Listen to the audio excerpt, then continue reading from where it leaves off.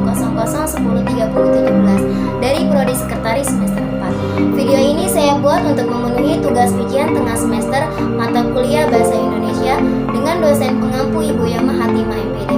Baik, saya di sini akan membahas tentang keterampilan dalam aspek menulis, membaca, menyimak, dan berbicara di perguruan tinggi.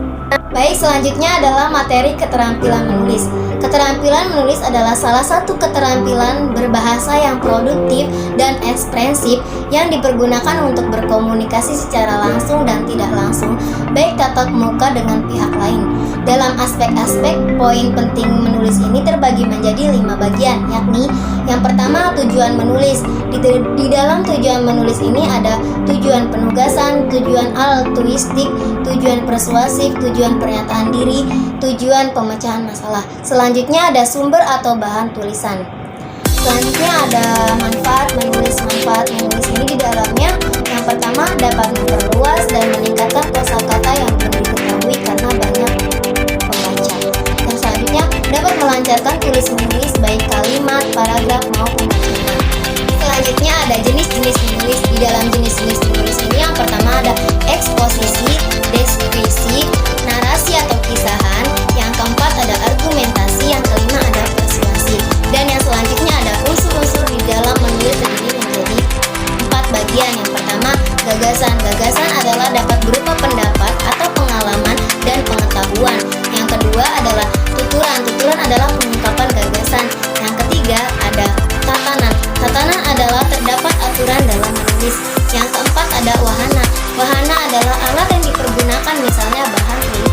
Baik, selanjutnya yaitu materi tentang keterampilan membaca di perguruan tinggi. Pada hakikatnya membaca adalah kegiatan yang menggunakan fisik dan mental untuk menemukan suatu makna dari tulisan, walaupun dalam kegiatan itu terjadi proses pengenalan huruf-huruf.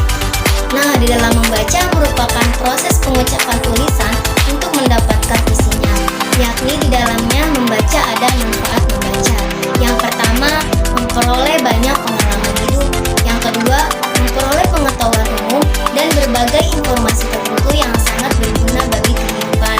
Yang ketiga, mengetahui berbagai peristiwa besar dalam peradaban dan kebudayaan suatu bangsa. Selanjutnya ada jenis-jenis membaca. Yang pertama ada membaca nyaring. Membaca nyaring adalah membaca yang bersuara. Suatu kegiatan membaca yang merupakan alat bagi pembaca bersama orang lain untuk menangkap isi dan informasi bagi pengarangnya. Yang kedua, membaca dalam hati, membaca senyap. Membaca dalam hati kegiatan membaca yang dilakukan tanpa adanya suara isi bacaan yang dibacanya.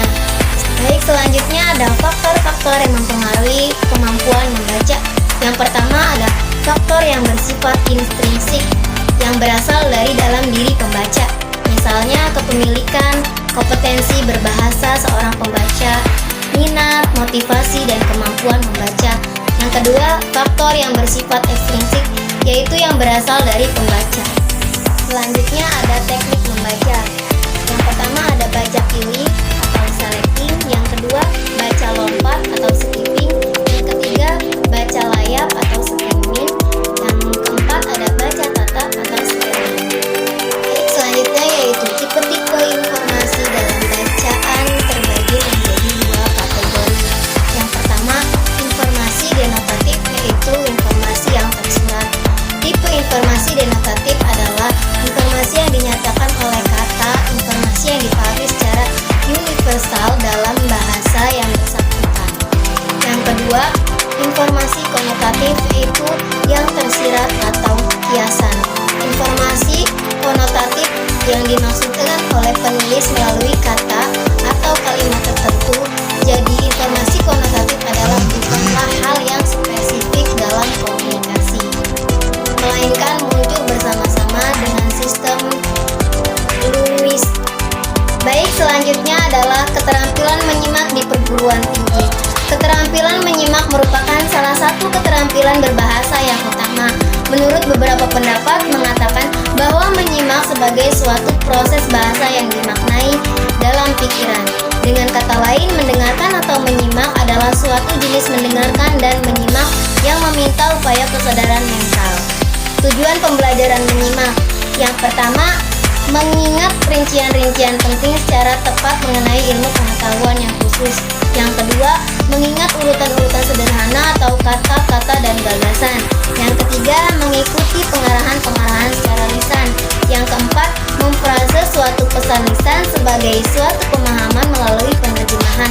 Yang kelima, mengikuti suatu urutan, pengembangan plot, pengembangan latar atau perilaku cerita, dan argumentasi pembicara.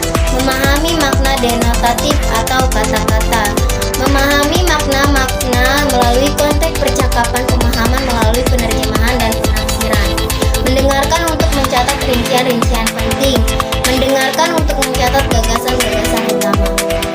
Selanjutnya, cara melatih kemampuan menyimak. Yang pertama, menyimak dan mengulang materi yang sudah diberikan. Yang kedua, menyimak dan menjawab pertanyaan yang sudah diberikan. Ketiga, menyimak interaktif. Tujuan untuk membangun kemampuan lisan dan komunikasi interaktif akademik. Materi yang terakhir adalah keterampilan berbahasa Indonesia di perguruan tinggi. Keterampilan berbahasa Indonesia di perguruan tinggi dibagi menjadi 3. Yang pertama, presentasi. Yang kedua, seminar. Yang ketiga, berpidato dalam situasi formal. Yang pertama, presentasi. Presentasi suatu kegiatan berbicara